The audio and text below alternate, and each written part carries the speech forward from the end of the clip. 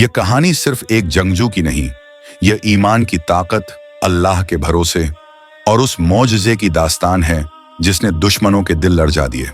ये हैं सैफुल्लाह खालिद बिन वलीद। एक कबीले के सरदार ने खालिद बिन वलीद का रौब देखकर सोचा, अगर ये हमारे दुश्मन बन गए तो हम बच नहीं सकते। उसने साजिश की, एक प्याला लाया जिसमें तेज तरीन कातिल जहर था और गुरूर से कहा, अगर तुम सच्चे हो तो इसे पीकर दिखाओ। गर्द ओ गुबार, तेज हवा, मजलिस खामोश, सबकी नजरें खालिद पर। खालिद बिन वलीद ने प्याला हाथ में लिया, चेहरे पर सुकून, दिल में अल्लाह का यकीन। आप ने फरमाया, बिस्मिल्लाह रब्बे कायनात के नाम से, और एक ही घूंट में पूरा जहर पी लिया। लोग सांस रोककर खड़े थे। ये जहर एक लहजे में इंसान को मार देता था।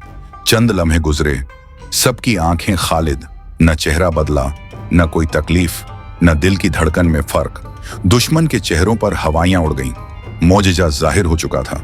अल्लाह ने अपने बहादुर बंदे को जहर के असर से बचा लिया। खालिद ने फरमाया, यह जहर नहीं, अल्लाह की हिफाजत है। यह मंजर देखकर कबीले का सरदार लरज उठा। ऐसा सिर्फ अल्लाह का सच्चा बंदा ही कर सकता है। और उसी वक्त उसने इस्लाम कबूल कर लिया। पूरा कबीला ईमान ले आया, सिर्फ एक मौजज़ा देखकर। सैफुल्लाह खालिद बिन वलीद, ईमान की वह चमकती हुई धार जिसके सामने दुनिया झुक गई।